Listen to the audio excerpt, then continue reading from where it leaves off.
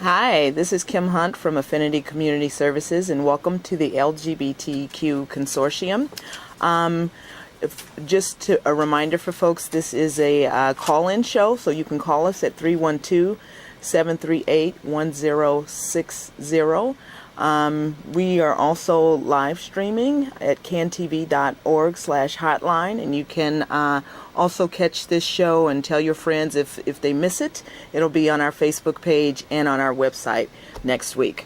So, welcome to the show, and some of you may have noticed that we weren't here last month. That's because I, along with a couple of our board members, were at the National Black Justice Coalition's Out on the Hill Black LGBT Leadership Summit, which also coincided with the Congressional Black Caucus Foundation's annual legislative conference. And there we just learned a tremendous amount about what's happening in terms of national policy, but also what's going on in various communities around the country and how public policy can be used to help address some of the gaps in services and resources, as well as those legal rights that we all need. And because of the information load that we got there, we wanted to spend this show talking about voting and what's on the ballot here in Illinois. I hope you're all paying attention and know that the election is in about 11 days. November 4th is election day, but as you will see as I go through some information today, you can actually vote now. We know that it can be very confusing sometimes when you look at what's on the ballot at each election, so we're going to go through some of that information. So I want to start with a great resource for those of us who are in Illinois, and that is the Illinois State Board of Education's website. So I'm going to switch over here to our laptop, and there we go. And as you will see, there's all kinds of information here. You can find out how to register to vote. You can find out where your polling place is. You can also find out where early voting locations are. As I said, you can vote now. You can vote in person at a polling place, and you can also vote by absentee ballot. So just to give you a sense of the calendar for voting, you can register online in Illinois now, which is a wonderful thing that happened this year.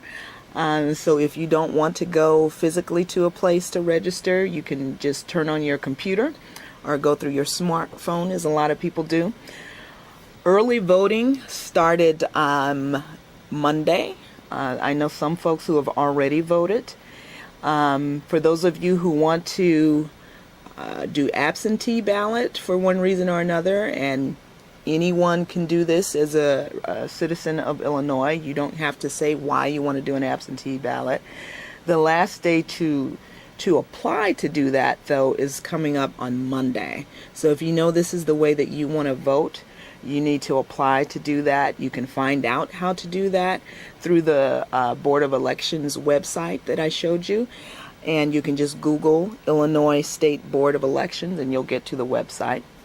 You will also see that the last day for receiving that absentee ballot in order to get it in on time is the 30th of the month, just before Halloween. And the last day for early voting is on the 2nd of November. And then, as we know, the election day is on Tuesday, November 4th. I want to repeat, that's Tuesday, November 4th. So you have many ways that you can vote. The critical thing is that you do that. As a leader of a nonprofit organization, I can't tell you who to vote for or what to vote for, but I can provide you with information. And I have to say that personally, I don't care who you vote for. I mean, I have my personal opinions about that, but I want you to vote because we have to exercise our power. We started a new phrase at Affinity called your vote, your voice, your power. And it's just bringing that on home, that if you don't vote, It's hard to have a voice in this country, and it's also hard to exercise your power as a citizen and a resident of Illinois. So I want to talk about also what's on the ballot right now. So we are in what's called the midterms, and I know some of you probably know this, but this is kind of a civics lesson from high school. I don't know if folks remember going through learning the houses of government and all of that. So that's kind of what we're going to do a little bit of today. So this is the midterm elections, and unfortunately, a lot of people don't come out to vote during the midterms. This is not the election where the president is running and people get all excited about that. This is that period of time in between the president's term where we vote for a portion of the U.S. Senate and the U.S. House of Representatives, as well as some of our local leaders. So, in Illinois, these are the pieces that are on the ballot. We have the U.S. Senate. Half the Senate turns over every few years or every 4 years. We have the U.S. House of Representatives. And unfortunately for the folks who are representatives, they run every couple of years. Also at stake are the state executive offices. That includes the governor, the lieutenant governor, the attorney general, the secretary of state, the treasurer for the state, and the comptroller. So those are the state executives. We also are voting for our state legislators. That includes the Senate and the House on the state side. So we have Senate folks that we're voting for, House folks that we're voting for, and then we also have some statewide ballot initiatives. Now, if you don't know who your representatives are, there are lots of ways to find out. So, for example, for our congressmen, both the Senate and the House of Representatives at the national level or the federal level, you can go to the federal government websites that each of those parts of the Congress have. So there's senate.gov, and there will be a location where you can actually type in your address and your zip code, and you'll find out who your state senators are, as well as house.gov for the House of Representatives. This is at the national level. And there is where you really need to plug in your zip code in particular, because states are divided into many different districts when it comes to these. It gets really complicated, I know. But when it comes to these different offices, there are districts that are laid out through a whole other process that we won't go into tonight. And then to find out who your state legislators are, there's another website called elections.il.gov, and then /district locator, and you can find out who's there. Also, if you have your voter registration card, you will see what district you're in for each of these offices. So again, I know that can be quite a bit of information, but it's okay. We're going to walk through it. Also, I mentioned that there were some ballot initiatives statewide initiatives on the ballot, and there are 5 of them total. 2 are proposed amendments to the Constitution, and 3 are advisory questions. And an advisory question is a non-binding resolution. It is meant to give individual citizens a way to weigh in on a particular topic and to let legislators know how they feel about that. And the hope is that there will be legislation created that is aligned with the results of the binding or the non-binding ballot measure. Again, if you have any questions as I go through this stuff, feel free to call 312-738-1060. So now we're going to walk through what's on the ballot in terms of ballot measures. As I said, there are 5 total. 2 of them are proposed amendments to the Constitution. 1 has to do with the right to vote. And this, the way the summary is that this ballot measure, or this suggestion, is to provide that no person shall be denied the right to register to vote or to cast a ballot in an election.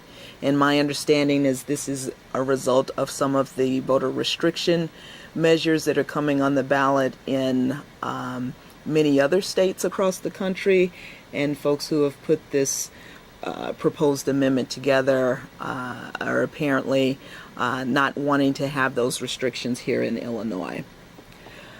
The next proposed amendment to the Constitution is called the Crime Victims Bill of Rights. Some folks are also referring to this as Marsy's Law.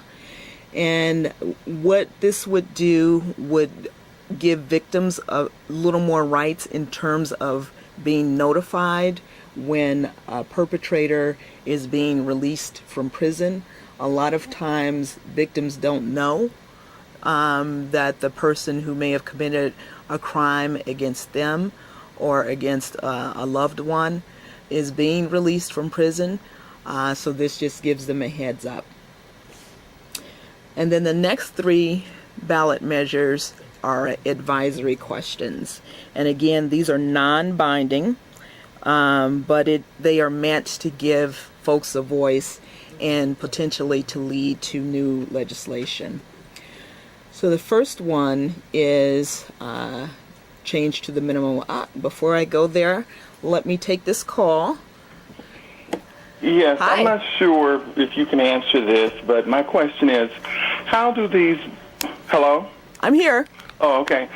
How do ballot initiatives or ballot measures, how do those things get on the ballot? Who is it that decides what questions? Because based on my understanding, it doesn't change anything. And like you said earlier, it's to show the representatives, I guess, what the public is thinking. Yeah. So who if I had something that I wanted on there, who would I call, or do you even know the process of how this stuff appears on the ballot? Sure. And if you don't, that's okay. It's just since you've been talking. Yeah, I I need to know this. Okay, I'll answer that while you're off the air, okay? Okay, no problem. Okay. Thanks for taking the call. No problem. Thank you for calling. Sorry about that. So you can find out how to get a measure on the ballot by going through the Illinois Board of Elections website. And it involves having quite a few signatures on a petition.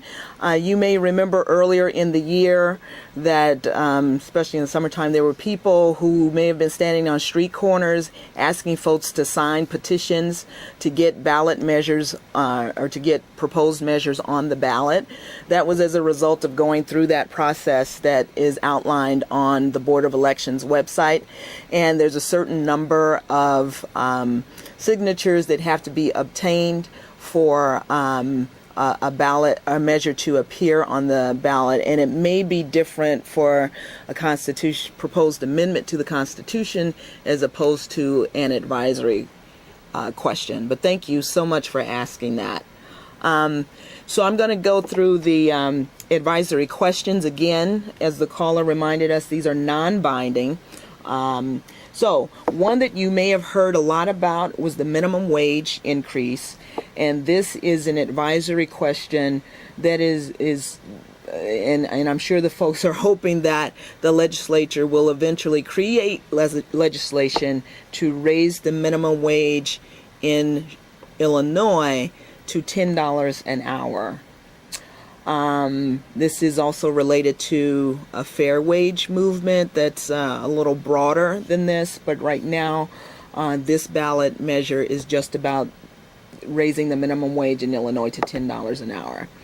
The other advisory question is related to birth control prescription coverage in Illinois, and this is a response to the Hobby Lobby case where it was determined by the Supreme Court that it was okay for companies to not include, or certain companies to not include some forms of birth control in their insurance. And the issue here is advising the legislature to require prescription birth control to be covered in prescription drug coverage health insurance plans by all parties. And then there's this third advisory question related to a tax increase for education. Sometimes this is known as the millionaire's tax increase, because the goal is to raise the income tax for folks who have made $1 million or more. I think it's to 3%, raise it by 3%, and that amount would then go into an education fund. So those are the 5 ballot measures that you'll see on the ballot. So there's those things in addition to voting for the offices that are on the ballot in Illinois. And then next, I'm recognizing that some of this stuff is just so convoluted, especially when you start talking about ballot measures, and then you're trying to figure out who to vote for and what people's stances are on different issues. I know we get a lot of information coming our way in terms of social media. We have access to news, if you will, 24 hours a day, 7 days a week. And we get all of these campaign ads during this time. And I will point out that you'll see campaign ads for those races that are really hotly contested. In instances where a candidate doesn't really have a viable opponent, especially someone who's already in office doesn't really have a viable opponent, you won't see them do a ton of ads. You'll see a few, but those hotly contested races, you'll see a lot of ads. So I know you're seeing ads for the governor's race. You're seeing ads for various state representative offices, and in some cases state senate offices. And so it's hard to know where the truth is, who's telling the truth, even when you see it in newspapers, whose spin is it, and all of that. So there are fortunately quite a few reputable resources for finding out nonpartisan, unbiased information. And I'm going to go through a few of those. And these you can check out for any campaign, any election cycle. And they're just really good resources to have on hand as we get closer and closer, especially to the election, because it's really going to get crazy. So here are some examples, and there are others, but these are some that I actually use. The first is called Reboot Illinois. And Reboot Illinois is a nonpartisan digital and social media entity that focuses on state debt, the jobs climate, schools, corruption, and citizen empowerment. And that's just about Illinois legislation, and they also look at the voting records of incumbents and that sort of thing. Another one is Truth in Accounting.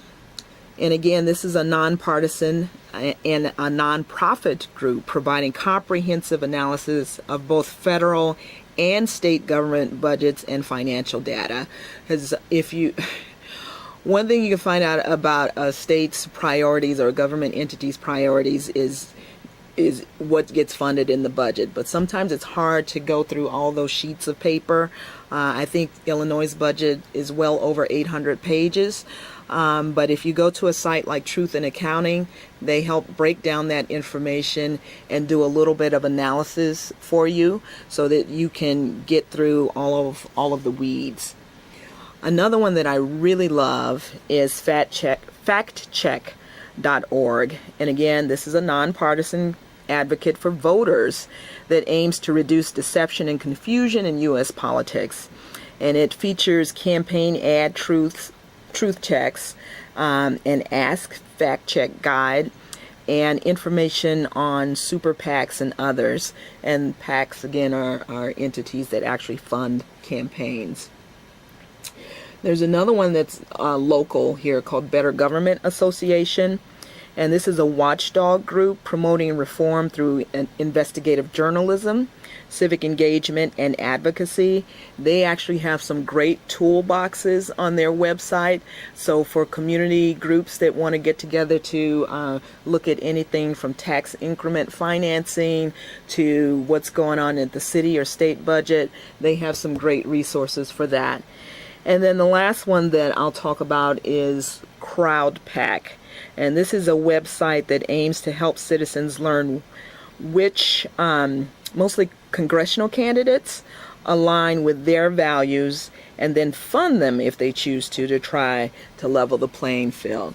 So those are just some examples of nonpartisan, that is, that they don't weigh towards one party, political party or another. They are just going after the facts, and they are great, fantastic resources to look at for as we go through this craziness called our election cycle, which is, this is our democracy, right? It's not pretty. It's often very messy, but again, voting gives you voice and it gives you power. And the thing to know also is that it doesn't end at the vote. Holding your government officials accountable is key to your power. And it is always important to remember that the folks that are voted into office work for the people, not the other way around. And so at Affinity, we are always stressing the empowerment of individuals and social change through individual action, as well as bringing individuals together for collective action. So that is our kind of voting 101 with the what's going on in Illinois.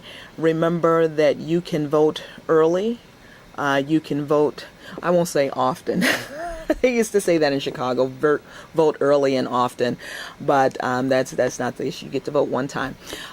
You can vote online, you can vote by absentee ballot, and you can go in person to the polling place. Election day is November 4th, and I hope to see all of you waving your voter ballot receipts on the 4th. The polls close at 7. And then we'll know shortly afterwards how all this information that I passed on to you went. I also want to let folks know that Affinity is having an event on November 8th that is our annual luncheon. Focus is on seniors, but anyone is able to come. It is called, this year it's called Riding the Wellness Wheel, and it's our 3rd annual luncheon. And it will be at the Chicago Theological Seminary on November 8th from 11 to 1. And the location for that is 1407 East 60th Street, and it's on the 4th floor. And it's our co-sponsors for that are AARP and the Charles Shelby Rooks Society Student Group at CTS. You can find out all of this information on our website. That's affinity95.org. You can also go to our Facebook page, and you have to type in Affinity Community Services to get all of the information related to that. So we won't be here in November. Our showtime, I think, happens to be the day after Thanksgiving. So we will see you in December, where we will do a wrap up of things that have happened for us during the year. So have a great evening and a great month, and enjoy Thanksgiving and Halloween, and we'll see you in December.